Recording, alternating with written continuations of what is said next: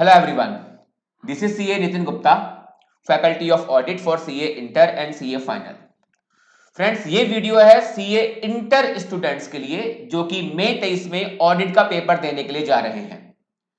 तो अब बस अटेम्प्ट जल्दी ही लगा हुआ है और मैं उम्मीद कर सकता हूं कि जहां तक मुझे लग रहा है कि आप इस पेपर की प्रिपरेशन ऑलमोस्ट कंप्लीट कर चुके होंगे, या नहीं भी हुई है तो फरवरी के फर्स्ट या सेकेंड वीक तक आते आते आप इस पेपर को कंप्लीटली एक बार पढ़ चुके होंगे। और इनकेस अगर आप रीअपियरिंग स्टूडेंट हैं तो ऑलरेडी बच्चे ये पेपर आपने तैयार कर रखा होगा।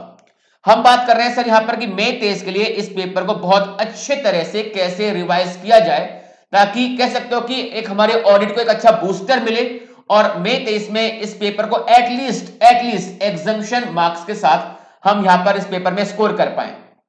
तो बात करते हैं कि आपका एक रिवीजन प्लान क्या होना चाहिए। तो जब मैं एक प्लानिंग की बात कर रहा हूं तो एक प्लान मैंने आपके लिए डेवलप किया है कि लगभग 30 से 35 दिनों के अंदर बहुत अच्छे तरीके से बच्चे आप इस पेपर को रिवाइज करके आ सकते हो। और मैं उम्मीद कर रहा हूं कि लगभग दिन में 3 घंटे के आसपास, एटलीस्ट 3 घंटे आप इस पेपर को डिवोट करते होंगे। तो एक अजम्पशन ली है कि लगभग 3 घंटे के आसपास अपने इस पेपर को आप डिवोट करेंगे। अगर 3 घंटे आप डिवोट करते हो इस पेपर को तो 30 से 35 दिनों के अंदर इस पेपर का एक अच्छा रिवीजन प्लान क्या होना चाहिए, देखते हैं उसको एक बार। सबसे पहले आपको कवर करना चाहिए एक बेसिक सा चैप्टर, दी कंपनी ऑडिट। ये चैप्टर आपने सीए इंटर लॉ में ग्रुप 1 के अंदर ऑलरेडी कवर किया हुआ है। सेक्शन 139 से लेकर सेक्शन 148 तक यहां पे कवर होते हैं। और साथ ही साथ कारो 2020 वो भी कंपनी ऑडिट का ही पार्ट है, बिकॉज 143 सबसेक्शन 11 के रेफरेंस से सीजी को पावर मिल जाती है कि एक ऑर्डर पास करके ऑडिटर से एडिशनल मैटर्स पर रिपोर्टिंग करवा सकता है। तो बेसिकली वो कंपनी ऑडिट का ही पार्ट है। एग्जाम में इसकी कवरेज 4 से 8 नंबर के आसपास जाएगी। हर एक अटेम्प्ट में इसके ऊपर एग्जाम में क्वेश्चन लगता ही लगता है। और इसमें सबसे अच्छी बात यह है कि इसमें कोई स्टैंडर्ड्स ऑन ऑडिटिंग वगैरह का चक्कर नहीं है। मैं देखता हूं जनरली बच्चे को स्टैंडर्ड ऑन ऑडिटिंग में इतना एक कंफर्टेबल जोन नहीं होता। तो कंपनी ऑडिट एग्जाम में रेगुलरली पूछे जाने वाला चैप्टर है। 4 से 8 नंबर की इसकी कवरेज रहती है। मेरे अकॉर्डिंग अगर आप दिन में 3 घंटे आप डिवोट करते हो अपनी पढ़ाई को लेकर, ऑडिट के पेपर को लेकर, तो उस केस में 3 दिन आपको इसके रिवीजन को दे देना चाहिए। और जब मैं रिवीजन की बात करूंगा बच्चे, तो इसके अंदर आपको पास अटेम्प्ट क्वेश्चन, एमटीपी, आरटीपी, ये सारे क्वेश्चंस बेसिकली आपको कवर करते हुए चलने चाहिए। Second, analytical procedure. बेसिकली आपका स्टडी मटेरियल का एक चैप्टर नंबर 8 होता है और इसके अंदर एसए 520 की कवरेज होती है। चैप्टर कह सकते हो कि बहुत छोटा है, टेक्निकल नहीं है। एग्जाम में हर बार क्वेश्चन आपको देखने को लगेगा ही लगेगा, मिलेगा ही मिलेगा। मतलब ऐसा नहीं हो सकता कि आप ऑडिट का पेपर देने के लिए जाओ और ये कहे कि इस बार चैप्टर नंबर 8 एनालिटिकल प्रोसीजर, इसके ऊपर एग्जाम में कोई क्वेश्चन नहीं पूछा गया। डेफिनेटली आपको एग्जाम में इसके ऊपर, चाहे वो एमसीक्यू बेस्ड क्वेश्चन की बात कर ले या सब्जेक्टिव क्वेश्चन की बात कर ले, कोई ना कोई क्वेश्चन आपको एग्जाम में डेफिनेटली देखने को मिलेगा ही मिलेगा। सर रेंज कितनी पॉसिबल है? मेरे अकॉर्डिंग एप्रोक्सीमेशन यहां पर 5 नंबर की कवरेज पॉसिबल होगी। जब मैं एप्रोक्सीमेशन कवरेज की बात कर रहा हूं तो इसके अंदर मैं एमसीक्यू वाले पार्ट को कवर नहीं कर रहा। ये केवल जो आपका पार्ट बी होता है 70 मार्क्स का, मैं केवल उसकी बात यहां पे कर रहा हूं। और मेरे अकॉर्डिंग 3 घंटे का एक रिवीजन इस चैप्टर के लिए मोर देन सफिशिएंट होगा। लेकिन मैं फिर रिक्वेस्ट कर रहा हूं, past attempt question, MTP and RTP, सारे क्वेश्चंस आपको कवर करते हुए चलने चाहिए। ऑडिट सैंपलिंग, अगेन आपका स्टडी मटेरियल का बहुत छोटा एक चैप्टर है, चैप्टर नंबर 7। इसके अंदर पूरी एसए 530 की कवरेज हो जाती है। और फिर से मैं ये बोलूंगा कि कुछ भी हो जाए, इसमें से आपको कोई ना कोई क्वेश्चन पक्का पक्का पक्का देखने को मिलेगा ही मिलेगा। एक अप्रोक्सीमेट रेंज की बात करते हैं तो 5 नंबर का पॉसिबल है और 2 दिन मेरे अकॉर्डिंग आपको इसके रिवीजन में लगा देने चाहिए। फिर audit in automated environment, chapter number 6 होता है। और ये चैप्टर कहने के बच्चा थोड़ा सा टेक्निकल लेते हुए चलता है और कहीं ना कहीं इसको वो ज्यादा रटता है। अगर आपके एसए 315 और एसए 330 ये दो स्टैंडर्ड्स आपके बहुत अच्छे हैं तो आपको इस चैप्टर में कभी भी प्रॉब्लम नहीं हो सकती। तो इनकेस 315 और 330 पर आपकी अच्छी कमांड है तो इस चैप्टर को आप अभी उठाइए, वरना जब 315 और 330 आप रिवाइज कर लें उसके बाद आप इस चैप्टर को पिक कर सकते हो। एग्जाम की कवरेज की बात करते हैं तो 5 नंबर का एक क्वेश्चन पॉसिबल होगा और 2 दिन का आप इसको प्लीज टाइम लगा दीजिए। चैप्टर वैसे छोटा है चैप्टर वैसे देखा जाए तो छोटा है, लेकिन फिर भी मैं यहां पर इसको 2 दिन के लिए लगा रहा हूं। तो रीजन यही है कि आपको इस चैप्टर के साथ किसी भी तरीके का कोई कॉम्प्रोमाइज यहां पर नहीं करना। All the pass attempt question, MTP, RTP, सब कुछ बच्चे आपको कवर करते हुए चलने हैं। Now, auditor's responsibilities relating to fraud in an audit of financial statement, chapter number 5 है। और इस चैप्टर के अंदर SA 240 की एक कंप्लीट कवरेज आपको देखने को मिलती है। मतलब कि अगर आप चैप्टर नंबर 7 कवर कर रहे हो तो 530 कवर हो गया, चैप्टर नंबर 8 कवर कर रहे हो 520 कवर हो गया, चैप्टर नंबर 5 कवर कर रहे हो तो SA 240 वहां पे कवर हुआ। 5 नंबर की एक इसकी कवरेज पॉसिबल होगी और 2 दिन मेरे अकॉर्डिंग आपको इसके रिवीजन में लगा देने चाहिए। सर टाइम क्या हम अपने अकॉर्डिंग कम या ज्यादा कर सकते हैं? बेटा कर सकते हैं। देखो मेरा काम केवल आपको एक डायरेक्शन देने का है। तो डायरेक्शन जो मैं आपको दे रहा हूं these are recommendatory in nature, mandatory थोड़ी होंगे आपके ऊपर। लेकिन आपकी एक टीचर जिसके पास एक्सपीरियंस है, वो भी सीए करके आया हुआ है, इतने साल से पढ़ा रहा है, अगर वो कुछ ना कुछ अपना एक्सपीरियंस अगर वो शेयर कर रहा है तो डेफिनेटली वो आपके बेनिफिशियल होगा। तो मेरे अकॉर्डिंग आपको इस चैप्टर में ज्यादा जल्दबाजी नहीं करनी। कई बार बच्चा क्या करता है, इस चैप्टर को बहुत ज्यादा जल्दबाजी में रिवाइज कर लेता है और 1 से 1.5 घंटे के अंदर कई बार देखता हूं बच्चा रिवाइज करके छोड़ देता है। और फिर जब टेस्ट लेता हूं क्लास के अंदर तब बच्चा इस चैप्टर के अंदर गोल होता है। यानी कि अगर मैं कहूं कि बच्चों की एक अंडरस्टैंडिंग इस चैप्टर पे कैसी होती है, तो या तो वो एवरेज है या फिर बच्चे वो बिलो एवरेज है। इसलिए 240 एग्जाम में क्वेश्चन हमेशा हमेशा हमेशा लगेगा ही लगेगा चैप्टर नंबर 5 पर। तो मेरे अकॉर्डिंग कम से कम इसको 2 दिन का आप रिवीजन देके चलिए।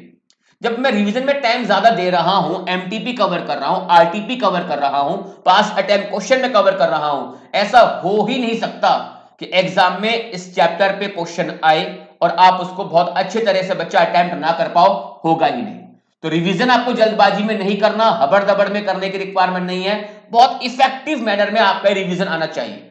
ये पहला रिवीजन है आपका देखा जाए तो, और ये जितना ज्यादा इफेक्टिव कर लोगे ना, इसके बाद अगला रिवीजन पूरी ऑडिट को आप आराम से इसके 1/3 टाइम में आप रिवाइज कर पाओगे 10 दिन के अंदर। एक प्लानर में वो भी बना के दे दूंगा आपको कि कैसे हम 10 दिन के अंदर ऑडिट को कंप्लीटली रिवाइज कर सकते हैं। तो ये आपका फर्स्ट रिवीजन में मानते हुए चल रहा हूं, इसलिए फर्स्ट रिवीजन में आपको बिल्कुल भी हबड़-दबड़, बिल्कुल भी जल्दबाजी नहीं करनी है। बहुत आराम से स्मूथली लगभग 100 घंटे के आसपास का हम इसको टाइम दे रहे हैं। तो इतने टाइम के अंदर बहुत अच्छे तरह से बच्चे आप इसको रिवाइज कर सकते हो। लेकिन बस एक कंडीशन में अपनी ओर से लगा रहा हूं कि पास्ट अटेम्प्ट क्वेश्चंस भी साथ साथ कवर करते हुए आपको चलने हैं। बैंक ऑडिट एग्जाम में रेगुलरली पूछा जाने वाला चैप्टर है। कुछ भी हो जाए इस चैप्टर पे एग्जाम में क्वेश्चन आपको देखने को मिलेगा ही मिलेगा। सर एक एक्सपेक्टेड रेंज ऑफ क्वेश्चन क्या होगी? वो लगभग 5 नंबर का होगा। जब मैं 5 की बात कर रहा हूं बच्चे, तो 4 भी पॉसिबल है और 5 भी पॉसिबल है। ये नहीं कि सर आप तो 5 बोल रहे थे, पिछली बार केवल 4 नंबर का आया था, तो ऐसा नहीं। 5 और 4 इंटरचेंजेबल, 4 में भी आ सकता है, 5 में भी आ सकता है। चैप्टर बड़ा है, कंसेप्ट थोड़े ज्यादा हैं, तो हबड़-दबड़ में रिवीजन नहीं करना। इसके लिए शुरू से ही 1 दिन का टाइम और एक्स्ट्रा चाहे मेरा लग जाए तो 2 दिन की बजाय मैं इस चैप्टर को 3 दिन अपनी ओर से आपको देना चाहूंगा कि 3 दिन लगाइए, पर चैप्टर को बहुत अच्छे तरह से आपको रिवाइज करना है। देयर आफ्टर चैप्टर नंबर 1 पे आ जाइए, nature, objective and scope of audit. और जब इस चैप्टर को आप रिवाइज करेंगे तो इस चैप्टर के साथ साथ आपको 3 स्टैंडर्ड भी कवर कर लेने हैं। SA 200 जहां पर ओवरऑल ऑब्जेक्टिव्स बताए गए हैं ऑडिटर का in an audit of financial statement and conducting audit in accordance with SA 210 agreeing the terms of auditing engagement and SA 220 quality control for an audit of financial statement. तो आपको इसकी भी coverage करते हुए चलनी होगी। लगभग 5 नंबर के आसपास का क्वेश्चन की रेंज पॉसिबल होगी और 2 दिन आप इसके रिवीजन में लगा लीजिए।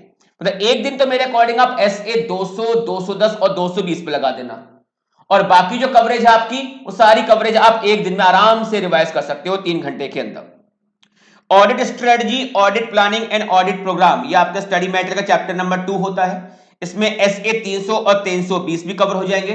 एग्जाम में हर बार इसके ऊपर आपको क्वेश्चन देखने को मिलेगा ही मिलेगा। Expected range of question marks की बात करते हैं तो 5 नंबर का क्वेश्चन पॉसिबल है और 3 दिन आप इसके रिवीजन में लगा लीजिए। टाइम थोड़ा इसको ज्यादा दिया बिकॉज बच्चे के कंसेप्ट SA 320 पर थोड़े हिले हुए होते हैं। तो SA 300 थोड़ा टेक्निकल है, 320 को भी बच्चे मैं टेक्निकल ही बोलूंगा। तो फिर वही वाली बात है, ज्यादा जल्दबाजी में आपको रिवीजन नहीं करना। कभी आप सोचो कि नहीं रिवीजन बहुत जल्दी कर लेते हैं, थोड़ा प्रेशर हल्का हो जाएगा। नहीं, प्रेशर हल्का होने की बजाय बच्चा प्रेशर वो बढ़ जाएगा, क्योंकि अगर आपने रिवीजन करा और वो इफेक्टिव नहीं हुआ तो जितने दिन आपने रिवीजन में लगाए थे ना, कहीं ना कहीं वो दिन आपके लैप्स कर जाएंगे, और वो दिन अगर लैप्स कर गए तो अटेम्प्ट सीधा फिर आपको सिर पर खड़ा होता हुआ दिखाई देगा। उस केस में बच्चा कहीं ना कहीं कॉम्प्रोमाइज करता है समरी नोट्स वगैरह पढ़ने का, समरी चार्ट्स पढ़ने का। मैं नहीं चाहता कि आप किसी भी तरह से इस पेपर की प्रिपरेशन में कुछ भी कॉम्प्रोमाइज करें। तो मेरे अकॉर्डिंग इस चैप्टर को आप टाइम शुरू से ही अच्छा डिवोट कर दीजिए, और 3 दिन में एक बहुत अच्छा रिवीजन आप इस चैप्टर का करके आ सकते हो। Risk assessment and internal control basically आपका स्टडी मटेरियल का चैप्टर नंबर 4 होता है। इसमें साथ साथ कवर कर लेंगे आप एसए 315 को भी। 5 नंबर का एक एक्सपेक्टेड रेंज की हम यहां पर बात कर सकते हैं, और 3 दिन आप इस चैप्टर के रिवीजन में लगाइए। Then audit documentation and audit evidence, ये आपके स्टडी मटेरियल का चैप्टर नंबर 3 होता है, चैप्टर नंबर 3। और इसमें अगर आप देख पा रहे हैं तो बहुत सारे स्टैंडर्ड्स की कवरेज इस चैप्टर में होती है। डॉक्यूमेंटेशन पर एसए 230, फिर sufficient appropriate audit evidence obtain करने के लिए परफॉर्म करने होते हैं आपको test of controls and the substantive audit procedures, जहां बेसिकली हम बात करते हैं टेस्ट ऑफ डिटेल की। Audit evidence SA 501 specific consideration for selected items, 505 external confirmation, 510 initial audit engagement opening balances, 550 related party, 560 subsequent event, 570 going concern and 580 written representation. तो लगभग एक दिन में 3 स्टैंडर्ड के आसपास आप इसमें कवर करते हुए चलिए। एक्सपेक्टेड रेंज की बात करते हैं तो चैप्टर बड़ा है, स्टैंडर्ड की कवरेज अच्छी होती है, तो 4 से 8 नंबर की रेंज मैं उम्मीद कर रहा हूं कि एग्जाम में आपको देखने को मिलेगी, और 3 दिन का टाइम आप इसके रिवीजन में डिवोट करिए। Then audit report, audit report की बात करते हैं तो रिपोर्टिंग के स्टैंडर्ड जो 700 सीरीज होती है वो इसमें कवर होती है। तो इसमें एसए 700 जो बात करता है एक ऑडिट रिपोर्ट के फॉर्मेट की, forming an opinion and the reporting on financial statement. 701 की ऑडिट मैटर्स की बात करता है। 701 मॉडिफाइड ओपिनियन मॉडिफिकेशन की बात करता है। 706 EOM and OM para report में कैसे आते हैं उसकी बात करता है। एंड 710 फॉर कंपैरेटिव इंफॉर्मेशन इसमें डील करता है। एग्जाम में पक्का चैप्टर पे रेंज क्वेश्चन की आपको देखने को मिलेगी 4 से 8 नंबर के लिए, और मेरे अकॉर्डिंग 2 दिन आप इसके रिवीजन में लगा लीजिए।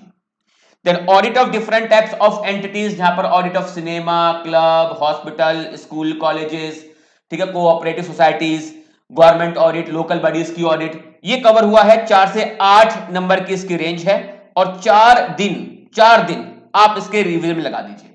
और डेली बेस पर 3 एंटिटी के आसपास, 3 या 4 एंटिटीज के आसपास अगर आप कवर करते हुए चलेंगे, बहुत अच्छे तरह से आप इसको रिवाइज कर पाएंगे। एंड देयर आफ्टर कुछ ऐसे एसए जो सिलेबस में होते हैं बट किसी चैप्टर के साथ लिंक नहीं हुए, तो एसए 250, एसए 299 एंड एसए 610 इन्हें कवर कर लीजिए। रेंज 0 to 5 मार्क्स, यानी कि आने को कुछ भी नहीं आएगा, आया तो 4 से 5 नंबर में एक क्वेश्चन पॉसिबल है, और एक दिन आप इसके रिवीजन में लगा दीजिए। सर चैप्टर तो टोटल 13 है, ठीक है, तो आपने केवल यहां पर 12 ही चैप्टर कवर किए हैं। एक मेन चैप्टर, एक चैप्टर, इसको बच्चे प्लीज आप जरा ध्यान से सुनना इस वाली बात को। एक चैप्टर जो कि आपके सिलेबस का है, it is audit of item of financial statement. इस पर बच्चा बिलो एवरेज है, बिलीव मी। अगर आपने तैयारी करी है तो आप भी प्लीज अपने आप को एक बार जज करके देखिए, अपना रिस्क असेस करके देखिए कि इस चैप्टर पे आपकी कमांड किस तरह से है। जनरली मैं देखता हूं कि बच्चा जहां से भी क्लास लेता है वहां पर फैकल्टी जो भी है वो इस चैप्टर पे प्रॉपर टाइम डिवोट नहीं करती। ये मैंने देखा हुआ है, काफी बच्चों का फीडबैक होता है। तो कई बार जब री एपीआर स्टूडेंट्स होते हैं और वो मेरे साथ टच में आते हैं, तब कुछ फैकल्टीज कैसे इस चैप्टर में डील करती हैं वहां से एक आइडिया मिलता है। तो यही फीडबैक होता है कि सर इस चैप्टर को ज्यादा डिटेल में कवर नहीं किया गया था, केवल 1 या 2 क्लास के अंदर ये पूरा चैप्टर कंप्लीट कर दिया गया था। बच्चे इस चैप्टर को अगर आपने बहुत लाइटली लिया है तो आपकी बहुत बड़ी भूल है। और ये एग्जाम में कम से कम बोल रहा हूं 14 to 18 ये रेंज आपको इस चैप्टर में देखने को मिलेगी ही मिलेगी। इकलौता चैप्टर जो लगभग 14 नंबर के आसपास कवरेज करता है, और वो चैप्टर पे कमांड अगर वीक रह जाती है तो एग्जाम में आप इतना हाई स्कोर नहीं कर पाएंगे। हाँ, हो सकता है कि इस चैप्टर में अगर आप एवरेज या बिलो एवरेज है गए, बिलो एवरेज भी हैं, पेपर क्लियर हो सकता है, लेकिन हमें पेपर क्लियर करने की बात थोड़ी सोचनी है, हमें केवल 40 से 50 नंबर की प्लानिंग नहीं करनी। मुझे प्लानिंग करने की ऑडिट में एट लीस्ट एग्जामिशन मार्क्स आए, या मैं 75 80s में मैं स्कोर करके आऊं। तो उसके लिए जब तक अगर इस चैप्टर पे कमांड आपकी अच्छी नहीं है, आप ऑडिट में अच्छा स्कोर करके नहीं आ सकते। और ये चैप्टर ऐसा भी नहीं है कि एक सिंगल सिटिंग बैठ के 3 या 4 दिन लगातार बैठ गए, कि डेली 3-3 घंटे बैठ के आप और 3 या 4 दिन आपने इस चैप्टर में लगा दिए, चैप्टर आपका तैयार हो ही नहीं सकता। तो सर करना किस तरह से होगा? मेरे अकॉर्डिंग इसमें आप एक काम करिए, डेली बेसिस पर कि जब भी आप ऑडिट पढ़ रहे होंगे तो लगभग 2.5 घंटे के आसपास, जो 3 घंटे का टाइम है, तो 2.5 घंटे का रिवीजन तो जो मैंने आपको ऊपर प्लान किया हुआ है, इस चीज को आप फॉलो करिए। और हर दिन आप आधा घंटा, हर दिन आप लगभग 30 मिनट, आधा घंटा इस चैप्टर को आप दीजिए और डेली बेसिस पर आप एक आइटम कवर करते हुए चलिए, बिकॉज इस चैप्टर में आपको बहुत सारे आइटम्स देखने को मिलेंगे, चाहे वो बैलेंस शीट आइटम है या फिर वो P&L आइटम है।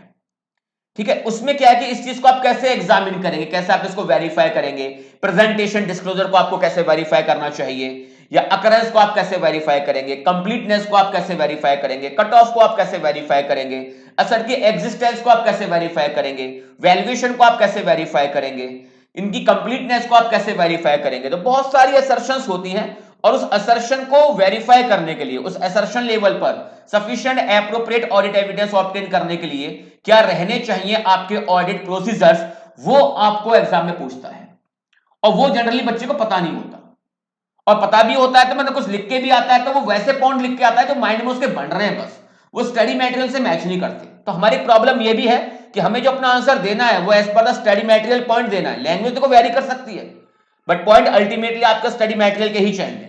तो अगर आपके स्टडी मटेरियल के पॉइंट नहीं हुए तो आप यहां पे स्कोर नहीं कर पाएंगे। तो मेरे अकॉर्डिंग इसकी एक बेस्ट प्रैक्टिस रिवीजन की ये कहती है कि अगर आपने रिवाइज ना भी कर रखा हो और पहली बार अगर आप इसको तैयार कर रहे हो, मेरे कहने पर डेली बेसिस पर इसको तैयार करने की आदत डालो। डेली एक आइटम कवर करो। आइटम अगर बहुत बड़ा है, जैसे शेयर कैपिटल है, बहुत बड़ा आइटम है, तो उसको आप 2 दिन में प्लान कर लीजिए कि ठीक है आधा शेयर कैपिटल मैं आज तैयार करूंगा और आधा शेयर कैपिटल में नेक्स्ट डे प्लान कर लेता हूं। इस तरह से आप करेंगे तो अभी 30 दिन के अंदर इसको आप बेहतरीन तरीके से बच्चे आप इसको रिवाइज कर पाओगे, या इसको आप रिवाइज भी नहीं कराए तो आप इसको फर्स्ट टाइम बहुत अच्छे तरीके से आप इसको प्रिपेयर कर पाओगे।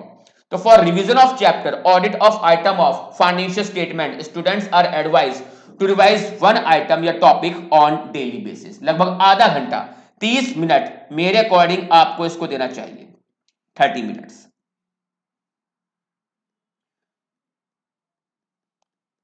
और इस चैप्टर के रिवीजन के लिए एक मैंने काम किया है, ये पेन क्यों नहीं चल रहा, चलिए। इस चैप्टर के रिवीजन के लिए मैंने एक काम किया है कि मैं जल्दी ही इसी YouTube चैनल के माध्यम से मैं डेली बेसिस पर इसका रिवीजन कराने के लिए आऊंगा। वो सेशन या तो लाइव होगा या रिकॉर्डेड होगा, उसको मैं देख लूंगा, लेकिन डेली बेसिस पर एक आइटम आपको इसी चैनल पर देखने को मिलेगा। तो चैनल बच्चे अगर अभी तक आपने सब्सक्राइब नहीं करा है और बेल आइकन को अगर आपने प्रेस नहीं किया है तो प्लीज कर लीजिए, बिकॉज ये चैनल आपकी प्रिपरेशन में, ऑडिट की प्रिपरेशन में और 4 चांद लगाने के लिए जा रहा है। क्योंकि जिस चैप्टर में आप बहुत ज्यादा वीक रहते हो उसका एक रिवीजन मैं आपको देने के लिए जा रहा हूं। डेली बेसिस पर एक आइटम मैं भी दिया करूंगा आपको, जो आइटम मैं रिवाइज करवा रहा हूं उसी आइटम को आप रिवाइज कर लीजिए, या आप अपने अकॉर्डिंग रिवाइज करिए और मैं अपने अकॉर्डिंग देखते हुए कि क्या आइटम मुझे बच्चों को पहले रिवाइज करवाना चाहिए उसके अकॉर्डिंग ये सेशन में यूट्यूब पे लेके आऊंगा। तो करना क्या है, बस चैनल सब्सक्राइब कर लेना है, बेल आइकन को प्रेस कर लेना है, और ये जो प्लानर है इसका पीडीएफ फॉर्म डाउनलोड करना है तो मैंने इसी वीडियो के डिस्क्रिप्शन में टेलीग्राम चैनल का लिंक दिया है, वहां से जाकर आप इसको डाउनलोड कर सकते हो। और जो आपको मैं रिवाइज करवाऊंगा audit of item of financial statement, उसकी भी समरी मैंने ड्राफ्ट की हुई है। तो जब जब मैं किसी टॉपिक का रिवीजन कराने के लिए आऊंगा, वो समरी भी अगर आपको चाहिए, डाउनलोड करनी है, तो प्लीज टेलीग्राम चैनल सब्सक्राइब करना ना भूलिएगा। हाँ सर, बिल्कुल सब्सक्राइब करेंगे। You may refer YouTube revision by faculties. कई बार हम देखते हैं कि बच्चा रिवीजन को लेकर है ना, आज के टाइम पर फैकल्टी पे कुछ ज्यादा ही डिपेंडेंट होता है। आज के टाइम पर बच्चा रिवीजन को लेकर फैकल्टी पर बहुत डिपेंडेंट है कि ठीक है इस टीचर की वीडियो देख लेते हैं, उसकी आप वीडियो देख लेते हो। बेटा किसी की भी वीडियो देखिए, मेरी वीडियो देखिए, किसी और टीचर की वीडियो देखिए जिससे आपने क्लास लिया उससे वीडियो देखिए, मुझसे क्लास लिया तो आप मेरी वीडियो देखोगे, लेकिन ये कभी भी आपका जो खुद का रिवीजन है उसका सब्स्टिट्यूशन नहीं बन सकता। आपको अपना रिवीजन खुद करना है और टीचर का रिवीजन देखने के लिए वो आपका इन एडिशन होना चाहिए, उसको सब्स्टिट्यूट करने वाला नहीं होना चाहिए। You may refer YouTube revision by faculties but revision through YouTube is not substitution of your own revision, it should be in addition. For very fast revision of SA at last moment, I have uploaded 5 to 10 minute revision of many essays at my YouTube channel, the audit file by CA Nitin Gupta sir. तो standards पे मैं देखता हूं बच्चा generally अपने command ना इतना strong नहीं कर पाता, तो रिवाइज आपने कर लिया है और लास्ट मोमेंट पे जब मुझे पता है कि हाँ बस जल्दी से मुझे बस 5 या 10 मिनट लगा के एक एसए को रिवाइज करना है, तो उस टाइम पर आप मेरे वीडियोस को देख सकते हो। मैंने वहां पे बहुत सारे स्टैंडर्ड्स, बहुत सारे जाएंगे तो आप प्लेलिस्ट में आपको देखने को मिल जाएगा, बहुत सारे स्टैंडर्ड्स मैंने 5 से 10 मिनट के अंदर रिवाइज किए हुए हैं। मतलब कोई भी एसए 10 मिनट से ऊपर जा ही नहीं रहा होगा, 5 से 10 मिनट की रेंज के अंदर आपको एक एसए रिवाइज होता हुआ दिखाई देगा। तो जब कोई एसए आप अपने एंड पर पूरा रिवाइज कर लो, उसके बाद उस वीडियो को आप देखिए। मैं फिर बोल रहा हूं, मेरी खुद की वीडियो आपके रिवीजन का सब्स्टिट्यूशन नहीं होगा। एक बार एसए आपने पढ़ लिया, रिवाइज कर लिया, क्विक मैनर में एक बार फिर से रिवाइज मारना है, उस वीडियो को आप देख लीजिए। Cover all the past attempt question including MTP and RTP question in your revision. Questions and case studies are repeatedly asked in many chapters. बहुत सारे चैप्टर्स में बेटा क्वेश्चंस है ना रिपीट मोड पर आते हैं, और कई बार मैंने देखा है जो क्वेश्चन एमटीपी या आरटीपी में लगा हुआ होता है ना, स्ट्रेट फॉरवर्ड क्वेश्चन अगले किसी न किसी अटेम्प्ट में हमको देखने को मिल जाता है। इसलिए मैं रिक्वेस्ट कर रहा हूं, रिवीजन टाइम भले ही ले ले, 100 घंटे के आसपास का है, ज्यादा टाइम दिया है, बट इंटेंशन ये है कि मेरा पहला रिवीजन बहुत इफेक्टिव होना चाहिए। मैं पास अटेम्प्ट क्वेश्चन, एमटीपी, आरटीपी सब कुछ कवर करता हुआ चलूंगा। और इस पेपर की प्रिपरेशन में किसी भी तरीके का कोई डाउट है, कोई भी परेशानी है, कोई भी प्रॉब्लम आपको आ रही है, तो सिंपली बस मैं कहूंगा कि मैं हूं ना। आपको क्या करना है, ये नंबर अपने पास आपको सेव कर लेना है, और कोई भी दुविधा है अमेंडमेंट को लेकर, ठीक है, कोई क्वेश्चन की रिक्वायरमेंट आपको समझ में नहीं आ रही है, कोई टॉपिक समझ में नहीं आ रहा, कोई एमसीक्यू आपको समझ में नहीं आ रहा, तो नो मैटर बच्चे कि आपने मुझसे क्लास ली है या नहीं ली है, आप सिंपली ये नंबर सेव कर लीजिए। और कोई भी प्रॉब्लम हो आप मुझे व्हाट्सएप कर सकते हो, कॉल तो शायद मैं अटेंड ना कर पाऊं, बट व्हाट्सएप में आप अपनी प्रॉब्लम, अपनी क्वेरी ड्रॉप कर सकते हो। जितना जल्दी मुझसे बन पड़ेगा उतना जल्दी मैं आपको रिप्लाई करूंगा। तो ये एक है रिवीजन प्लान जो मेरे अकॉर्डिंग आपको फॉलो करना चाहिए। अगर आप 3 की बजाय 4 घंटे करते हो तो ठीक है, जो एक बार आपने रिवाइज कर लिया फटाफट से उसको आंखें बंद करके फिर से एक बार उसको रिवाइज करिए। मतलब जितना आप सेल्फ रिवीजन करेंगे ना उतना आपके लिए इफेक्टिव होगा, रादर देन कि आप रिवीजन करने के लिए फैकल्टीज की यूट्यूब पे जाते हो। नहीं, जाइए आप, लेकिन अपना खुद का रिवीजन कर लेने के बाद, या कोई टॉपिक आपको रिवीजन में समझ में नहीं आ रहा तो उस टाइम पे उस वीडियो को आप रेफर करिए। बट ये नहीं कि आप रिवीजन करने के लिए बैठे, सीधा यूट्यूब चैनल लगाया, देखा, पढ़ लिया, बस लगी कि मुझे समझ में आ गया, कि नहीं बेटा, ये आपने अपने आप को एक झूठा एश्योरेंस दिया है। तो ये बिल्कुल भी नहीं होना चाहिए। पहले आप खुद रिवाइज करिए, उसके बाद किसी भी फैकल्टी की वीडियो को आप रिकमेंड करिए, उसको आप देखिए। तो यही एक छोटा सा एक आपका रिवीजन प्लान क्या होना चाहिए डिस्कस करने के लिए मैंने आपके लिए वीडियो बनाया था। तो ऐसे ही यूजफुल वीडियोस देखने के लिए क्या काम करना है, बस छोटा सा काम कि चैनल सब्सक्राइब करना है, बेल आइकन को प्रेस करना है, टेलीग्राम चैनल है उसको आपको ज्वाइन कर लेना है। एग्जाम तक आते आते बहुत सारी यूजफुल वीडियोस आपके रिवीजन के लिए आपको इसी चैनल पर मिलने के लिए जा रही है। Thanks to all of you.